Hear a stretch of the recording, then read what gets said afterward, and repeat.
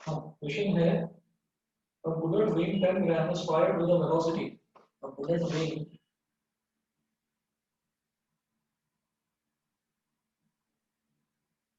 10 grams is fired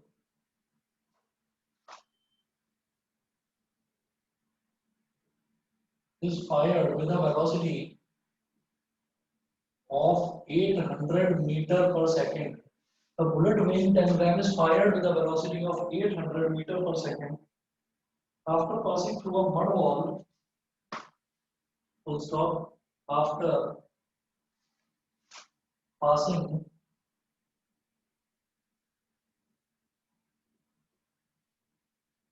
through a mud wall, मिट्टी की दीवार से मिट्टी की दीवार में घुस जाती है बुलेट और फिर आर पार निकल जाती है. After passing through a mud wall 1 meter thick, its velocity decreases 1 meter thick. Its velocity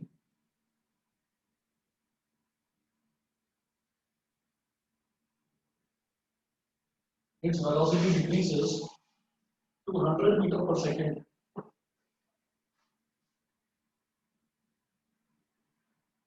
Decreases to 100 meter per second. Full stop.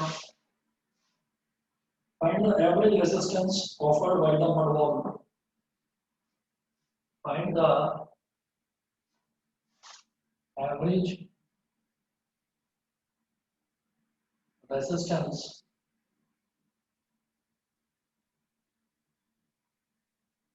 offered by the mud wall. Find the average resistance offered by the mud wall. ये जो average resistance है, इस resistance का मतलब वो नहीं है जो आपने इलेक्ट्रिसिटी में लास्ट ईयर करा था, जो इलेक्ट्रिक रेजिस्टेंस होता था, ये वो वाली चीज नहीं है. रेजिस्टेंस का मतलब क्या होता है कि किसी भी चीज के फ्लो में किसी भी तरीके का ऑब्स्ट्रक्शन. अगर करंट के फ्लो में, करंट का फ्लो क्या होता है, बेसिकली चार्जेस का फ्लो होता है.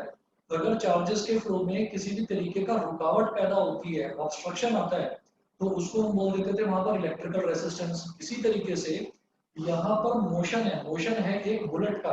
एक बुलेट को गन से फायर कर दिया जाता है और वो एक मिट्टी की दीवार में घुस जाती है, तो इसका मतलब मिट्टी की दीवार की वजह से उन्होंने बोला after passing through a mud wall 1 metre thick its velocity decreases to 100 metre per second. तो वो जो 100 मीटर, सॉरी 1 मीटर जो मोटी जो वॉल है, उस 1 मीटर मोटी वॉल में से जब वो निकलती है ना बुलेट, उसके अंदर घुस के जब वो निकलती है, तो उसकी वेलोसिटी घट के 100 मीटर पर सेकंड रह जाती है. ठीक है. तो अब वो बोल रहे हैं find the resistance offered by the wall. इसका मतलब ये है कि बॉल ने उसकी जो स्पीड को रोका, जो उसकी स्पीड को कम करा, तो बॉल ने उस पर कोई ताकत लगाई होगी ना, बॉल ने उस पर कोई फोर्स लगाई होगी. तो बॉल कोई लिविंग ऑब्जेक्ट तो है नहीं कि उसके ऊपर फोर्स लगाएगा, बॉल उसको उसके पाथ को ऑब्स्ट्रक्ट कर रहा है.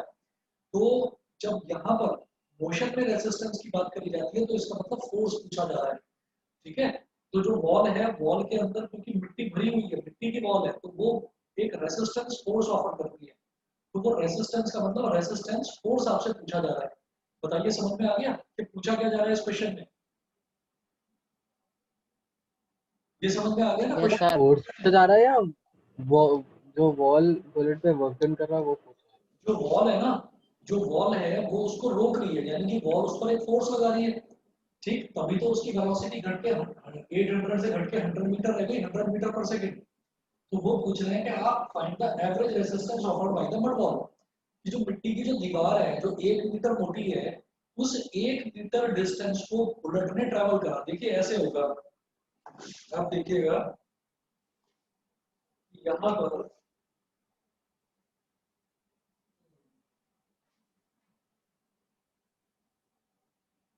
इसके सॉल्यूशन में देखिएगा कि हमने गन से एक बुलेट को फायर करा.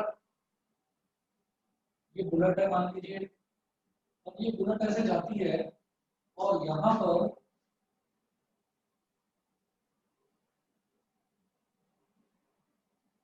पर एक मड वॉल है, मिट्टी की दीवार है, वो 1 मीटर उसकी थिकनेस है. तो ये इसके अंदर एंटर करके और फिर जब यहाँ से बाहर निकलती है ना, पहले यहाँ पर इसकी इनिशियल वेलोसिटी जो थी वो 800 मीटर पर सेकंड थी। अब इसकी जो वेलोसिटी है वो घट गई, यानी कि अब जो इसकी फाइनल वेलोसिटी हो गई वो हो गई 100 मीटर पर सेकंड। तो पहले 800 मीटर पर सेकंड थी, अब 100 मीटर पर सेकंड हो गई। इसका मतलब इसकी जो काइनेटिक एनर्जी है, जब इसकी वेलोसिटी में डिक्रीज हो रहा है तो इसकी काइनेटिक एनर्जी में भी तो डिक्रीज हो रहा है। और काइनेटिक एनर्जी में जो चेंज होता है, that change in kinetic energy is known as work done. ये बताइए, ये समझ में आ गया? The change in kinetic energy is known as work done. अब कहानी यहाँ पर क्या है कि मैं सबसे पहले यहाँ पर इनिशियल काइनेटिक एनर्जी की बात करूंगा, ठीक है? यहाँ हम ये कहते हैं कि इनिशियल काइनेटिक एनर्जी लेते हैं पहले कितनी है।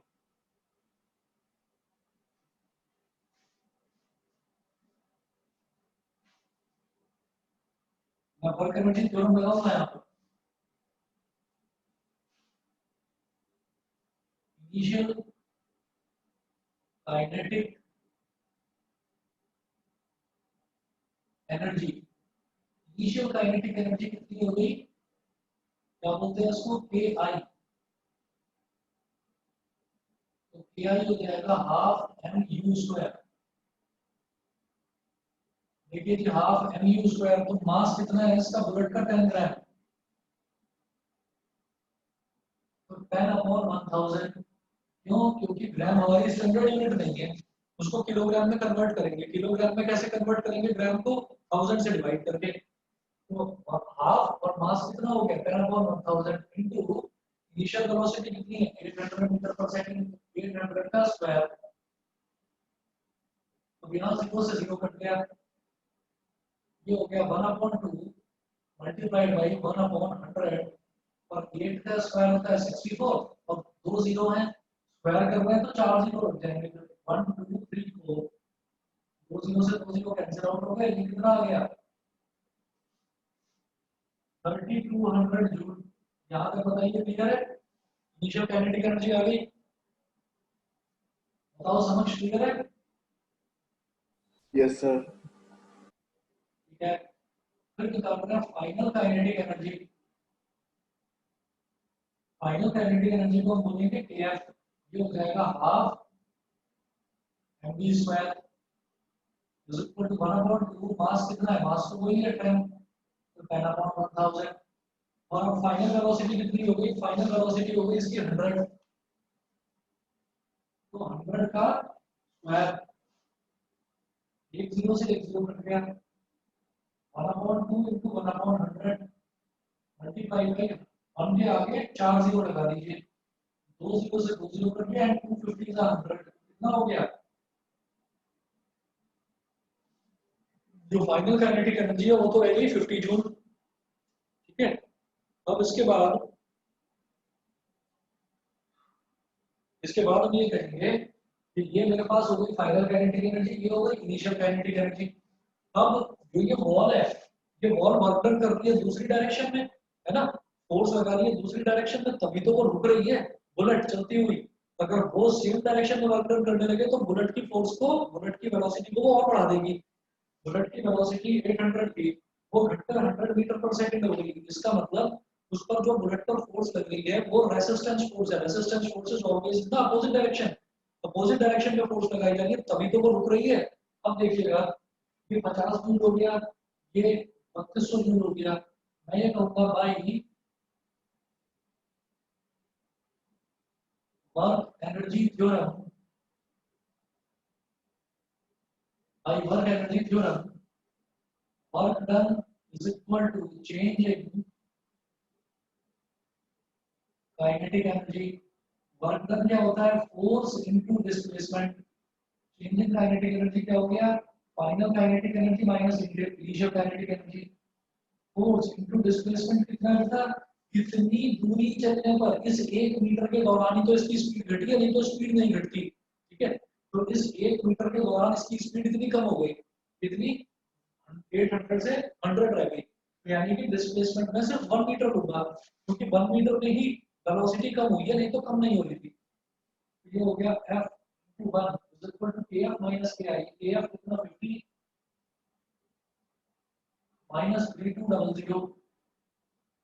ये कितना हो गया -3150 न्यूटन। ठीक है, तो हम ये देखेंगे negative sign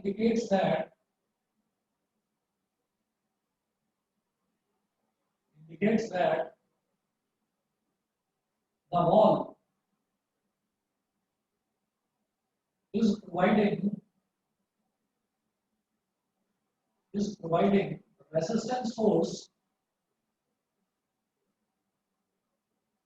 in the opposite direction। बताइए कि सभी को क्लियर है? Aishwarya,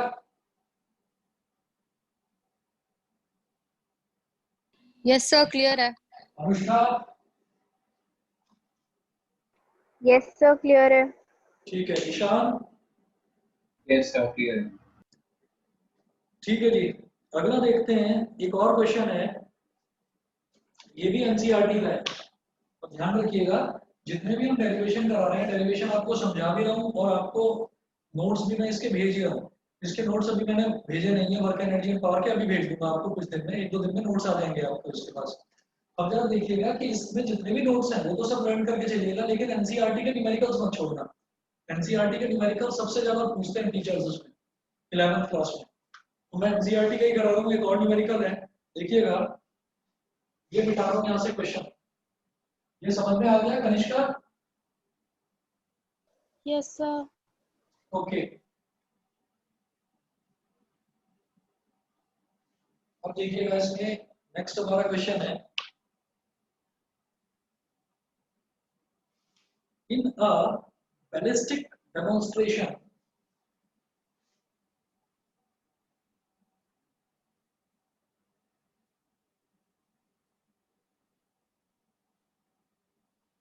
in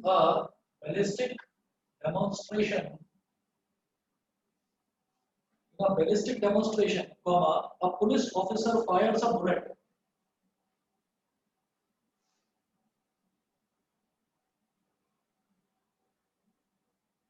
a police officer fires a bullet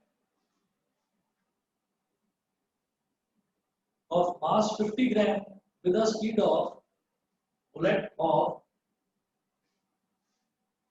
mass 50 gram with a speed of 200 meter per second on a soft plywood with a speed of 200 meter per second on a soft plywood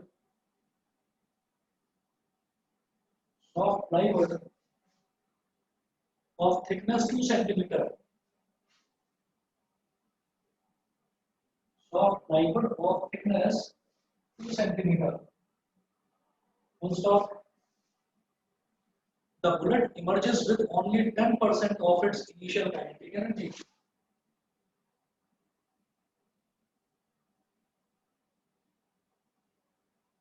The bullet emerges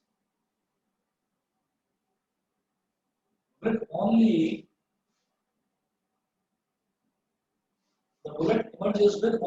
10% of its initial kinetic energy.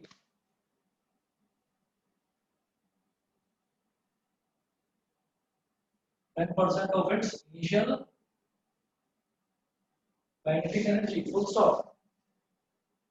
What is the emergent speed of the bullet? What is the emergent speed of the bullet? ये मुझे बताना है। Question note करिए सभी बच्चे।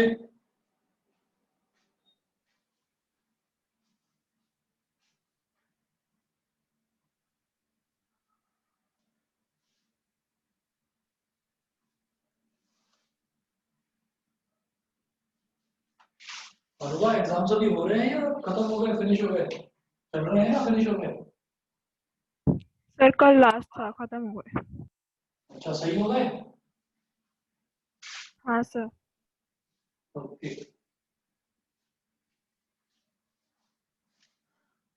देखिएगा ballistic demonstration क्या होता है। बैलिस्टिक डेमोन्स्ट्रेशन ये होता है कि जिसमें पुलिस ट्रेनिंग एकेडमी हो या मिलिट्री ट्रेनिंग एकेडमी हो, तो वहां पर फायरिंग सिखाई जाती है। तो वहां पर वो सामने टारगेट लगे रहते हैं, प्लाईवुड के बने रहते हैं, और उस पर सब जो पुलिस ऑफिसर्स होते हैं या मिलिट्री ऑफिसर्स होते हैं वो ये देखते हैं कि उनका निशाना कितना अच्छा है, वो कितनी अच्छी फायरिंग कर पाते हैं या नहीं कर पाते। तो उनकी ट्रेनिंग के दौरान ये काम होता है। तो ये ना बैलिस्टिक डेमोन्स्ट्रेशन बोलते हैं उसको। अब police officer Fyers a bullet of mass 50 ग्राम, वो 50 ग्राम की बुलेट को फायर करता है, चलाता है। बुलेट निकलती है उसकी गन में से 200 मीटर पर सेकंड की स्पीड से on a soft plywood of thickness 2 centimetre. एक सॉफ्ट प्लाईवुड भी जाती है जिसकी थिकनेस सिर्फ 2 सेंटीमीटर की है। The bullet emerges with only 10% of its initial kinetic energy. ठीक है, तो अब क्या है कि पहले मुझे उसकी इनिशियल काइनेटिक एनर्जी निकालनी पड़ेगी। उसके बाद उन्होंने बोला था बुलेट इमर्जेस। इमर्जेस का मतलब क्या है कि वो जो 2 सेंटीमीटर थिकनेस का जो प्लाईवुड है ना, उसको क्रॉस करने में, मतलब उसको उसमें टकरा के और फिर वो आर पार निकल जाएगी बुलेट। तो बुलेट की जो स्पीड है वो कितनी रह जाएगी, सिर्फ उसकी इनिशियल स्पीड की सिर्फ 10% रह जाएगी।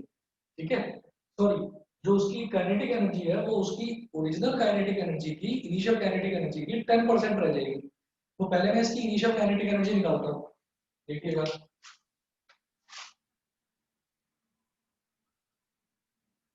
बुलेट का मास कितना है,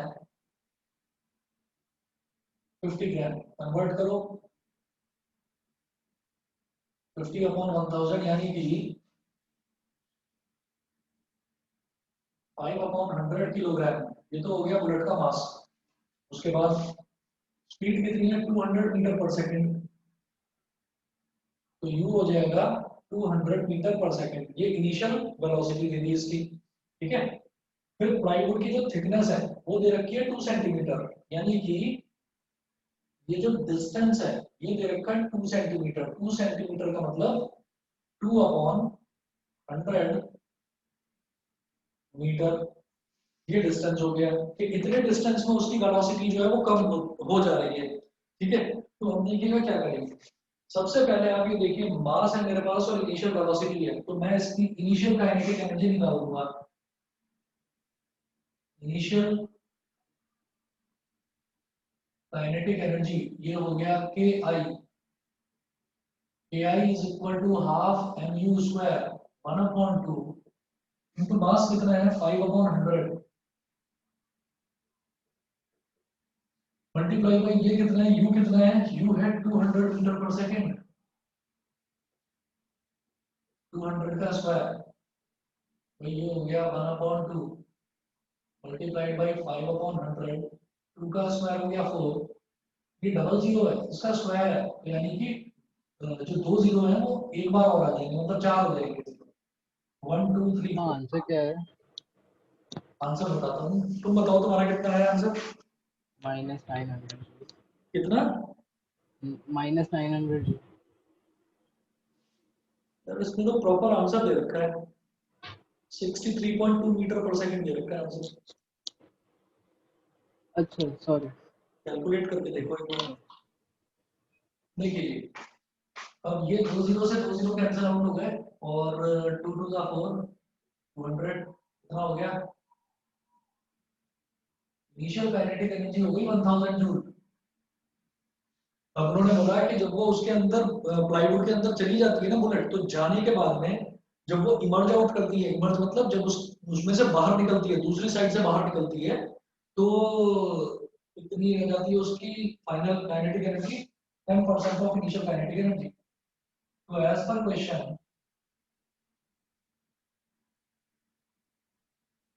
question final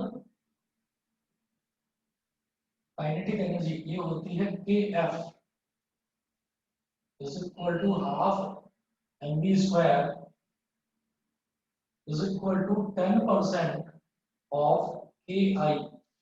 final kinetic energy होती है हाफ एम बी स्क्वायर, और वो मुझे कितना दे रखा है कि वो इनिशियल काइनेटिक एनर्जी का 10% रह जाती है। तो half M V square is equal to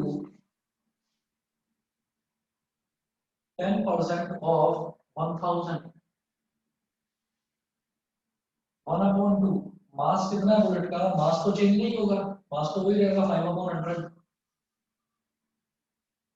5/100 into v square is equal to 10% का मतलब 10/100 into 1000। दो जीरो से दो जीरो कैंसिल आउट हो गए, और भाई ये इधर डिनोमिनेटर में है 200, ये इधर चला जाएगा, तो v स्क्वायर की वैल्यू होगी 200। 10 into 10 multiplied by 100 अपॉन 5। ठीक है, तो v स्क्वायर क्या हो गया? 5 4 जा 20, एक जीरो आ गया, तो v स्क्वायर हो गया हमारे पास 4 into 100 into 10।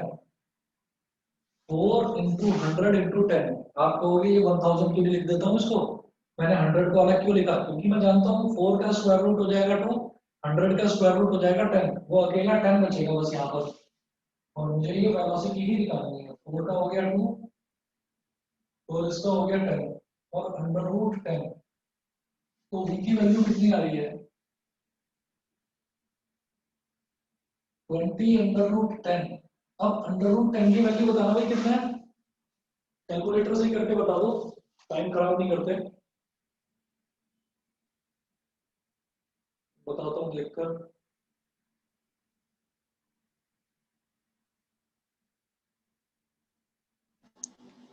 थ्री 3.162। एक मिनट, 3.162 है ना, तो ये हो गया 20 मल्टीप्लाइड बाई 3.162। पॉइंट गया नीचे आ गया 1000, एक जीरो से एक जीरो कट गया, इसको मल्टीप्लाई करो, 2 2 जा 4, 2 6 जा 12, 2 1 जा 2 और 1 3 और 2 3 जा 6 अपॉन 100 कितना आ गया? 63.24 मीटर पर सेकेंड। बताइए जी, क्लियर है? दृष्टि? Yes sir. कारण ठीक रहा? Yes sir. Ekansh? Yes sir. Ishaan? Yes, sir. ठीक है, चलिए जी, तो ये हो गया। इस तरीके के क्वेश्चन इसमें काइनेटिक एनर्जी में आते हैं। नेक्स्ट टॉपिक में स्टार्ट कर रहा हूं इसमें पोटेंशियल एनर्जी। ठीक है, और एनसीईआरटी के क्वेश्चंस मत छोड़िएगा, किसी को कोई डाउट आए ना तो प्लीज पूछना मेरे से। चलिए जी, नेक्स्ट टॉपिक इसमें स्टार्ट करते हैं, पोटेंशियल एनर्जी। ये मैं मिटा रहा हूं इधर से।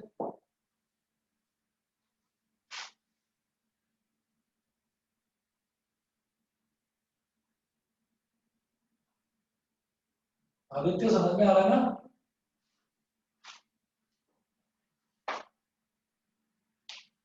यस सर, आ रहा है। ओके,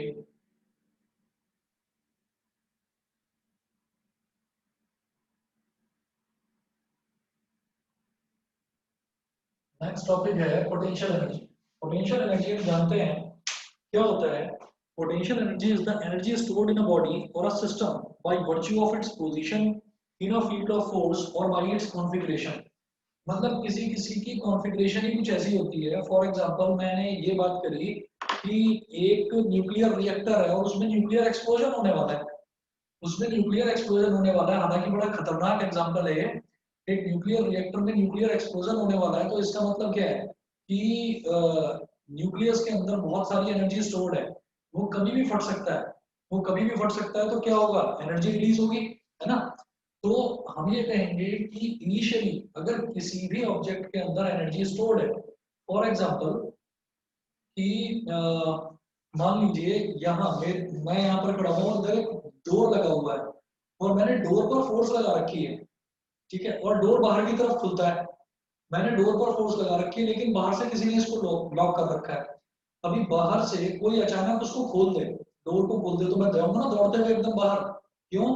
क्योंकि मैंने फोर्स लगा रखी है। कोई अचानक से उसको हटा दे सामने से, मैंने फोर्स मेरी सारी की सारी कहाँ रुकी हुई है, वो डोर पर रुकी हुई है, यानी कि मेरे अंदर जो एनर्जी स्टोर्ड है वो सारी की सारी एज अ पोटेंशियल एनर्जी मैंने इसमें डोर पर लगा दी, तो वो सारी की सारी डोर पर रुकी हुई है और किसी ने उस डोर को एकदम से खोला, तो जैसे ही डोर को खोला तो बीच में जो ऑब्स्ट्रक्शन था वो हट गया और मेरी पोटेंशियल एनर्जी जो है it will get converted into kinetic energy and I will start running.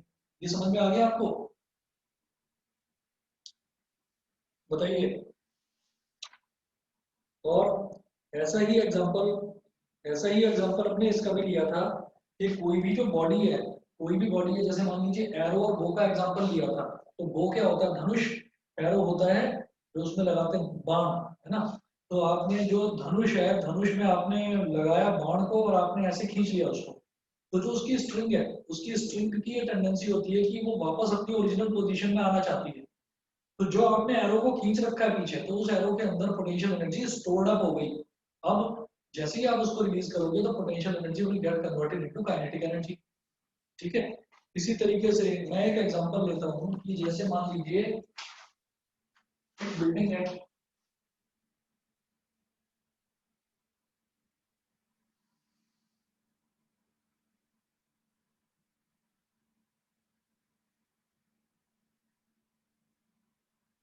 ये बिल्डिंग है और यहाँ पर बिल्डिंग की छत पर एक ना वो रखी हुई है, ब्रिक, एक ईंट रखी हुई है और ये ऐसे रखी हुई है इस तरह से।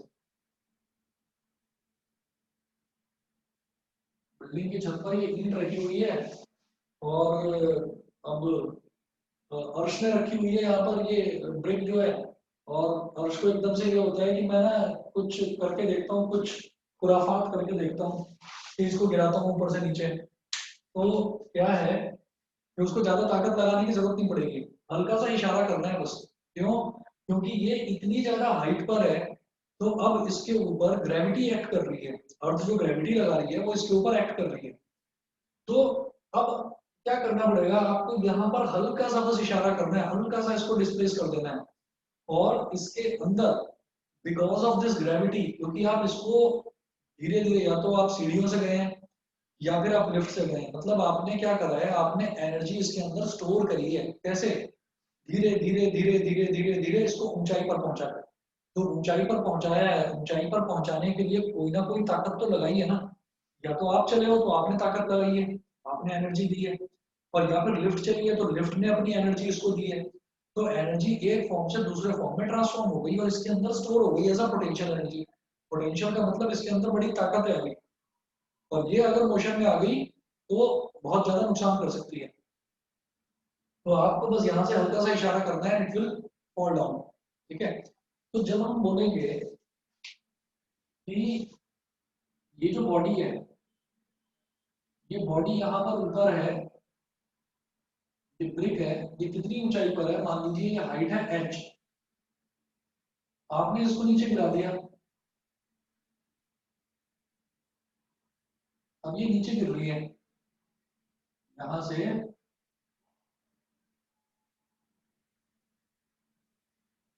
नीचे गिरा दिया इसको, तो इसके ऊपर जो इसका मास है, इसका मास हमने मान लिया m है, और इस पर जो ग्रेविटी लग रही है नीचे, मतलब इसका वेट क्या हो जाएगा? mg। तो वेट का मतलब क्या होता है? फोर्स। ठीक? और ये क्या है? ये एक तरह से डिस्टेंस ही तो है, फोर्स इनटू डिस्टेंस करेंगे तो क्या हो जाएगा? एनर्जी। तो पोटेंशियल एनर्जी जो होती है, पोटेंशियल एनर्जी को हम बोलते हैं, जैसे यू बनाते हैं ना, यू, कैपिटल यू बनाकर और नीचे से ऐसे खींच दीजिए इसको बस। तो ये पोटेंशियल एनर्जी लिखने का तरीका होता है, जो आपने पहले कभी छोटी क्लासेस में करा होगा, वहां तो आप कहते थे उसको पीई, लेकिन यहाँ पर काइनेटिक एनर्जी को वहां बोलते थे के ई। तो काइनेटिक एनर्जी को तो यहाँ बोलेंगे सिर्फ कैपिटल के, और पोटेंशियल एनर्जी को यहाँ बोलेंगे यू। कैपिटल यू होगा बट लाइक दिस, थोड़ा सा नीचे से ऐसे खींच देना इसको। तो यू क्या हो जाएगा? By force into displacement. अभी फोर्स क्या है इसके केस में? जब मैंने ऊपर लेकर चला गया उसको, वेट, और डिस्प्लेसमेंट क्या है? हाइट। वेट क्या होता है? mg, और ये हो गया हाइट। ठीक है? तो जब भी कभी हम पोटेंशियल एनर्जी की बात करते हैं, जब कोई ऑब्जेक्ट ऊपर से नीचे गिरता है, तो उस वाले केस में, पर्टिकुलरली उस केस में, पोटेंशियल एनर्जी को हम बोल देते हैं ग्रेविटेशनल पोटेंशियल एनर्जी। क्यों? क्योंकि ये पोटेंशियल एनर्जी किसकी वजह से है, ये ग्रेविटी की वजह से है। ग्रेविटी ना हो तो आपने इस ब्रिक को थोड़ा सा आगे खिसका दिया तो ये बेचारी हवा में ही लटक जाएगी, अगर ग्रेविटी नहीं है तो वहीं रुकी रहेगी। बताइए जी, समझ में आ गया? यस। अच्छा, उसके बाद हम ये कहते हैं कि जो पोटेंशियल एनर्जी होती है, पोटेंशियल एनर्जी भी तीन तरह की होती है। पोटेंशियल एनर्जी भी तीन तरीके की होती है, मैं यहाँ मेंशन कर रहा हूँ इस तरह।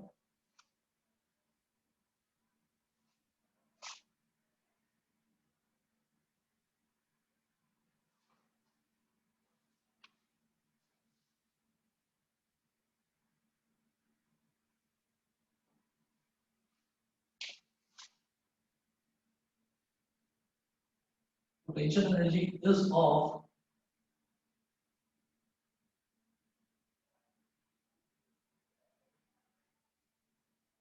three types. फर्स्ट है, तीन तरीके की होती है। फर्स्ट है gravitational potential energy.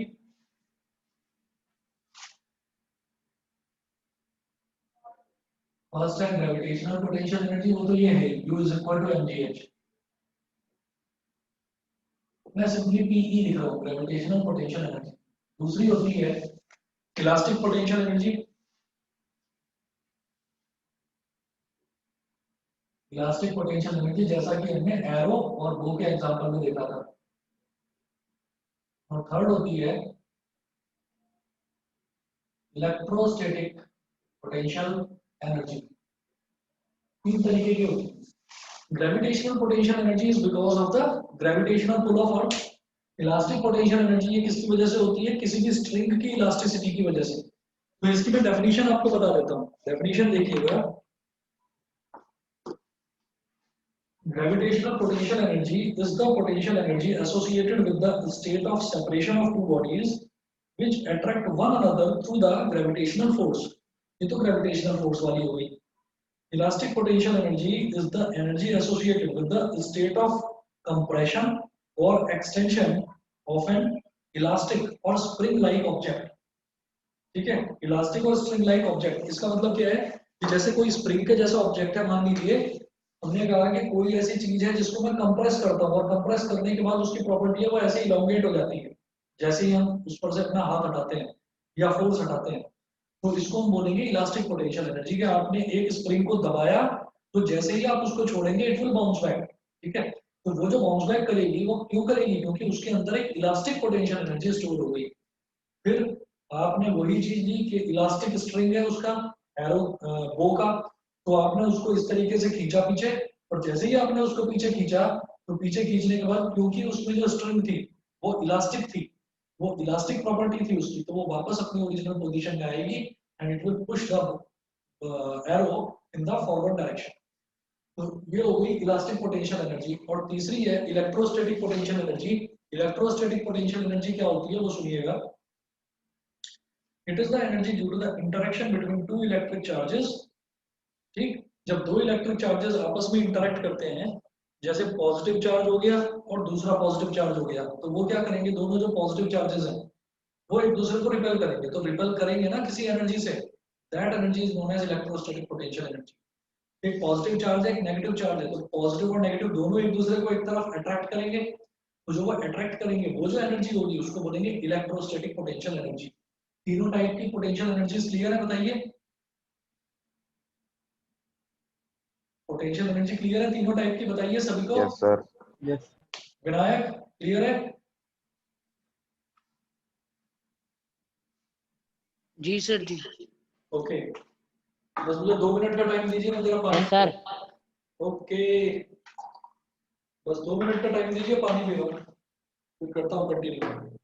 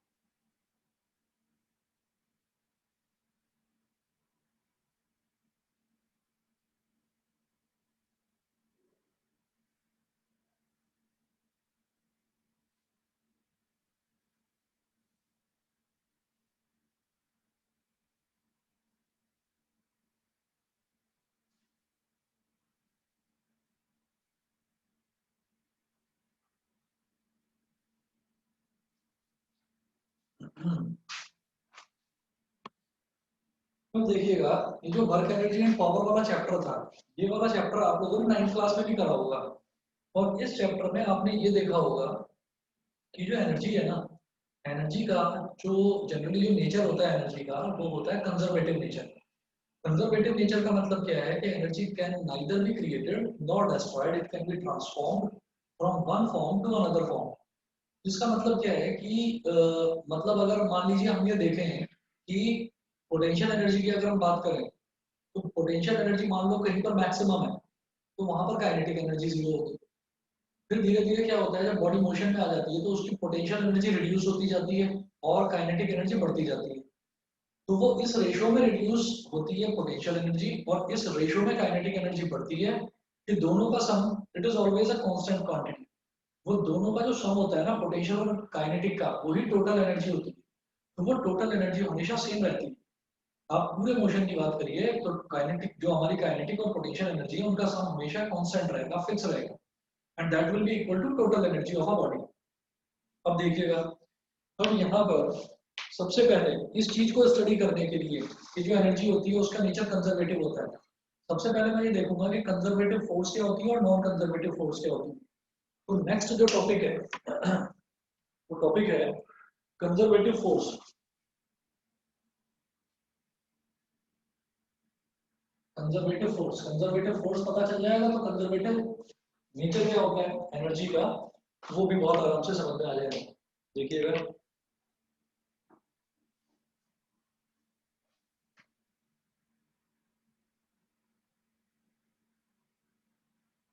Conservative force,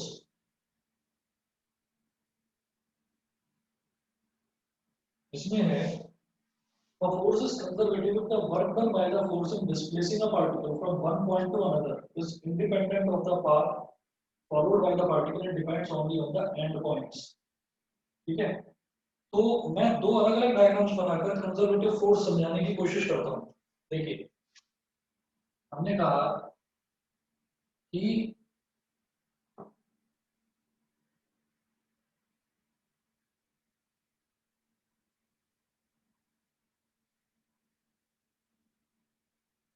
ये एक पॉइंट है ए और ये दूसरा पॉइंट है बी, मतलब हमें ए से बी तक जाना है। तो ए से बी तक जाने के दो रास्ते हैं, एक तो हम ए से बी तक इस रास्ते से चले जाएं, उसको बोल दीजिए पाथ 1, और एक ये है कि हम ए से बी तक इस रास्ते से चले जाएं, पाथ 2। ये दो रास्ते हो गए।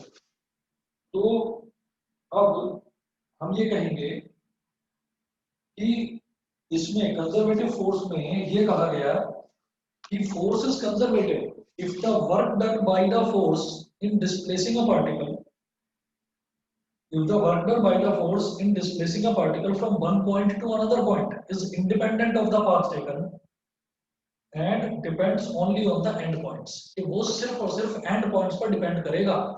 तो ऐसे में जो फोर्स लग रही है उसको मैं कंजर्वेटिव फोर्स बोलूंगा। मतलब चाहे मैं ए से बी तक इस रास्ते से जाऊं, चाहे मैं ए से बी तक इस रास्ते से जाऊं, अगर मैं सेम एंड पॉइंट पर पहुंच रहा हूं और सेम मेरा इनिशियल पॉइंट है, सेम मेरा एंड पॉइंट है, then the force is known as a conservative force. ठीक है, तो अब हम क्या कहेंगे कि यहां से यहां तक जाने में वर्क डन सेम करना पड़ेगा, work done is independent of the path taken. तो मैं इसमें ये कहूंगा कि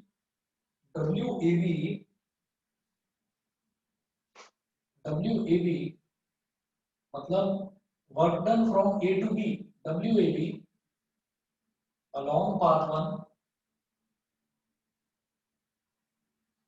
is equal to WAB along path 2। ये चीज तो समझ में आ गई होगी, इसको बोल देंगे इक्वेशन नंबर 1। ये चीज तो समझ में आ गई होगी, बताएंगे?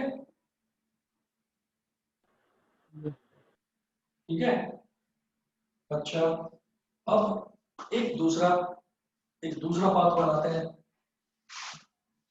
मतलब अब मैं ये कहता हूँ कि एक पार्टिकल, यहाँ तो हमने कहा कि एक ही पार्टिकल है और वो पार्टिकल एक बार तो जाता है पाथ 1 से ए से बी तक, और फिर जाता है पाथ टू से ए से बी तक जाता है ए से ही स्टार्ट ए से ही करता है और पहुंचता बी पर ही है, ठीक है। तो अब इसमें हमें ये देखना है कि हमने कहा कि कंजर्वेटिव फोर्स है ना अगर उस पार्टिकल का, तो work done from A to B along path 1 और work done from A to B along path 2 दोनों के दोनों बिल्कुल सेम होंगे, ठीक है। ये दोनों के दोनों एकदम सेम हो जाएंगे। तो अब इसमें क्या करना है देखिएगा, इफ द पार्टिकल तो ये पार्टिकल है, if the particle follows a round trip as shown। अब पार्टिकल एक राउंड ट्रिप करता है फॉलो, ऐसे यहां से यहां गया, ये पॉइंट है ए, ये पॉइंट है बी, ये तो हो गया पाथ 1 और ये हो गया पाथ 2। मतलब अब अब जो है पार्टिकल पहले जो है ए से बी तक जाता है पाथ 1 फॉलो करते हुए, और फिर पाथ 2 फॉलो करते हुए वापस बी से ए तक आता है, ठीक। तो इस केस में हम बोलेंगे वर्क डन ऑन पार्टिकल। अब यहाँ पर मैं अभी कंजर्वेटिव फोर्स की बात नहीं कर रहा हूँ, ये मैं वैसे ही जनरल नॉलेज, आप कॉमन सेंस से बता सकते हैं work done on the particle along path 2, work done on the particle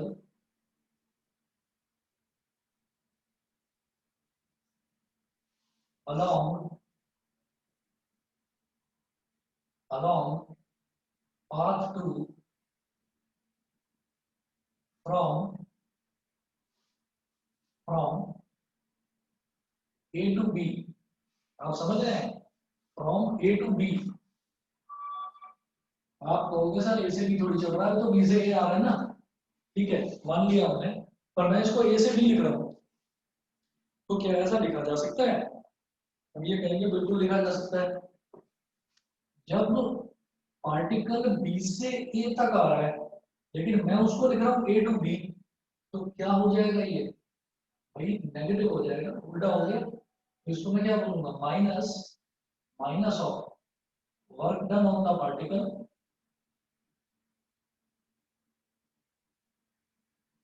along path 2 from B to A। ये बता दीजिए ये चीज समझ में आई कि नहीं आई? इसमें क्या है कि भाई इन्होंने हमसे ये कहा कि अब इस वाले में अगर मुझे मालूम है ये बी से ए तक आ रहा है अलोंग पाथ 2, तो अगर ए से बी तक कैलकुलेट करना हो तो मैं नेगेटिव लगा दूंगा ना उसके आगे। बताइए ये चीज समझ में आती है कि नहीं, बताइए जी, ये चीज समझ में आती है कि work done on the particle along path 2 from A to B. अगर मैं ए से बी तक निकाल रहा हूँ, मुझे मालूम है वो बी से ए है, तो वो बी से ए का नेगेटिव अगर ले लेंगे, बी से ए के आगे नेगेटिव साइन लगा देंगे, तो वो ए से बी का आ जाएगा। बताइए क्लियर है? ठीक है चले आगे। तो इसको मैं ये कहूंगा कि डब्ल्यू ए बी, ये क्या है, ए से बी का निकाल रहा हूं मैं, W A B along path 2 is equal to minus WBA along path 2। इसको बोल दीजिए इक्वेशन नंबर 2। बताइए अनुष्का क्लियर है? Yes sir. ठीक है आर्यन ढींगा बताइए क्लियर है इतना?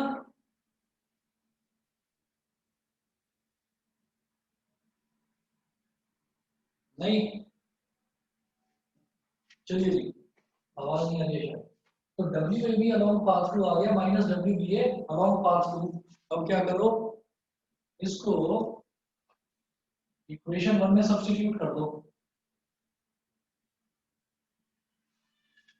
इक्वेशन 1 में सब्स्टिट्यूट कर दीजिए इस वैल्यू को, substitute the value from second in first. तो सेकंड में मैंने निकाला W A B along path 2 और यहाँ पर भी दे रखा है W A B along path 2 और इसकी वैल्यू क्या है minus W B along path 2। तो आप इसको इसमें सब्स्टिट्यूट करो, ये क्या आएगा W A B along path 1 is equal to minus W B A along path 2। ठीक है, W A B along path 2 की वैल्यू क्या है minus W B along path 2। अब इस माइनस को इधर ले आओ, तो ये हो गया W A B along path 1 plus W B A along path 2 is equal to 0। समझ में आया कि नहीं बताइए। ठीक है, और इसको मैं क्या बोलूंगा कि W A B along path 1 W A B along path 1 plus W B A along path 2, इन दोनों का जो सम है वो 0 आ रहा है। मतलब work done in a closed loop is equal to 0।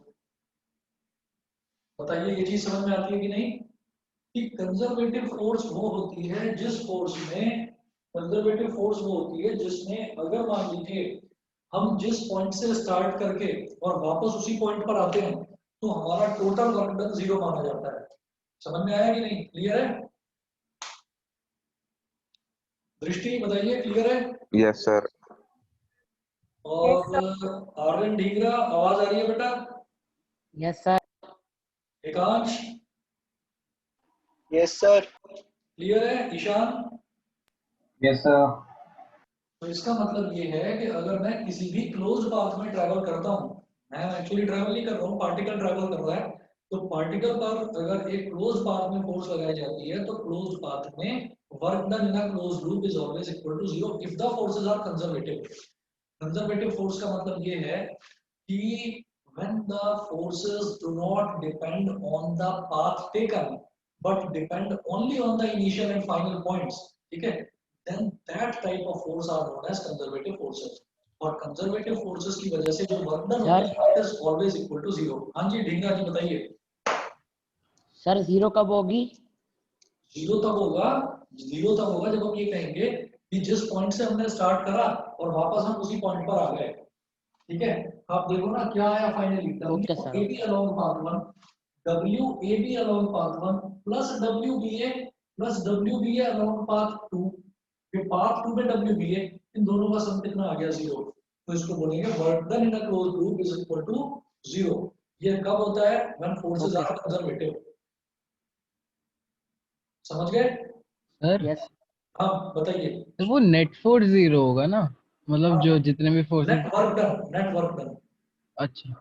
हाँ मतलब अगर कंजर्वेटिव फोर्स है ना तो कंजर्वेटिव फोर्स से हम डिराइव क्या कर सकते हैं। कंजर्वेटिव फोर्स की डेफिनेशन की बात कर रहा हूँ। डेफिनेशन ये है कि वो फोर्स जिसकी वजह से वो फोर्स जो कि इंडिपेंडेंट है ऑफ द पाथ टेकन।